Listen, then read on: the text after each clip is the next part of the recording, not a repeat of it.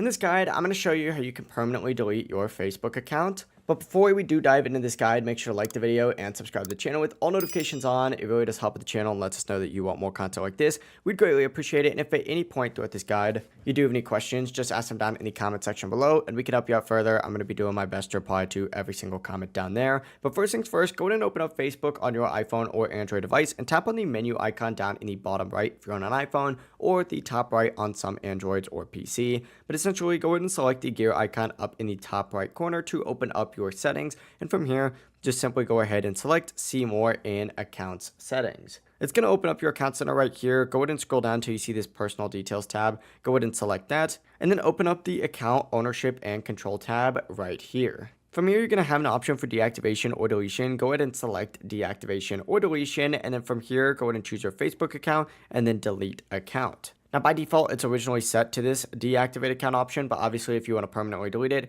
go ahead and choose delete account and then hit continue. It's going to tell you if you have any Facebook pages that it's going to remove those as well. Hit continue again, and then you could go ahead and just give yourself, some sort of reason for this. But after that, just continue going through, hit continue a few more times. And finally, the last step is entering in that Facebook password to confirm. And after you do confirm that, your Facebook account is going to be permanently scheduled for deletion. Now, Facebook does give you 30 days to change your mind, but if you do log back in within those 30 days, that deletion is going to be canceled automatically.